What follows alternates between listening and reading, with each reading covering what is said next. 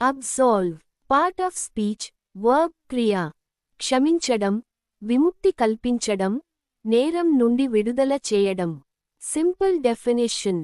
To absolve means to free someone from blame, guilt, or responsibility, to say they are not guilty or forgiven. Who, where, how to use. Who, judges, priests, leaders, elders, friends.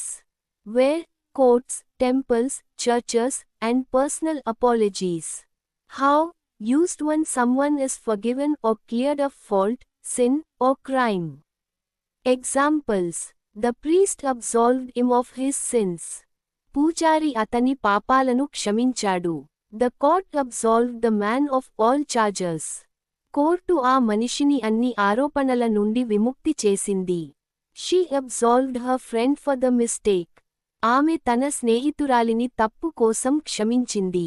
Synonyms సమానార్థక పదాలు. 1 pardon క్షమించు మన్నించు మాఫీ ఇవ్వడం. Who, judges, presidents, elders, parents.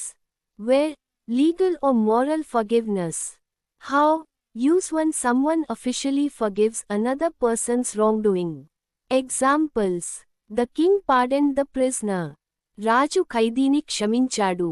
Please pardon my mistake. నా తప్పును మన్నించండి. 2 forgive క్షమించు మన్నించు. Who, everyone, daily life. Where, personal, emotional, and spiritual contexts. How, use when someone lets go of anger or hurt. Examples. She forgave him for lying. అబద్ధం చెప్పినందుకు ఆమె అతన్ని క్షమించింది. We should learn to forgive others. మనం ఇతరులను క్షమించడం నేర్చుకోవాలి. 3 reprieve శిక్షను తాత్కాలికంగా నిలిపివేయడం, ఉపశమనం ఇవ్వడం. Who, judges, government, leaders. Where, courts, prisons, difficult situations. How, used for temporary delay of punishment or relief. Examples. The prisoner was reprieved just before execution. ఖైదీని శిక్ష అమలు ముందు తాత్కాలికంగా నిలిపివేశారు. The rain gave us a reprieve from the heat. వర్షం వేడి నుండి కొంత ఉపశమనం ఇచ్చింది. 4 relent మనసు మార్చుకోవడం, కఠినత తగ్గించడం, సానుకూలంగా మారడం. Who, parents, teachers, leaders, or any authority. Where, arguments, punishments, rules. How, when someone softens or changes mind from anger to mercy. Examples. The teacher finally relented and gave him another chance. ఉపాధ్యాయుడు చివరికి మనసు మార్చి మరో అవకాశం ఇచ్చాడు. Her father relented after seeing her tears. ఆమె కన్నీళ్లు చూసి తండ్రి మనసు మార్చుకున్నాడు. Antonyms విరుద్ధార్థక పదాలు. 1 compel బలవంతం చేయడం, ఒత్తిడి చేయడం. Who, teachers, parents, leaders, officers. Where, work, school, authority, commands. How, when someone is forced to do something unwillingly. Examples. They compelled him to confess the truth. వారు అతన్ని నిజం చెప్పేలా బలవంతం చేశారు.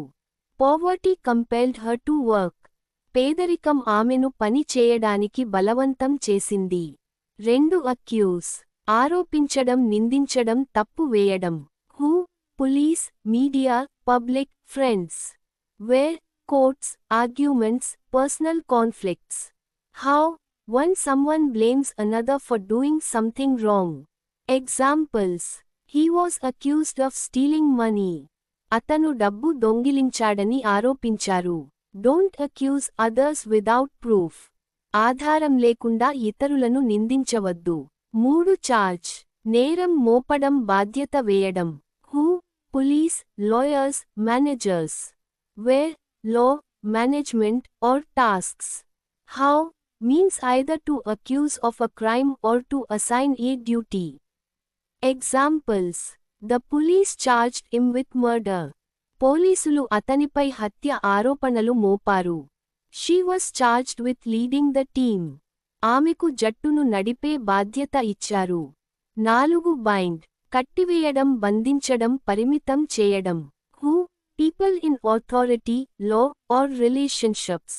Where, legal, emotional, or physical contexts. How?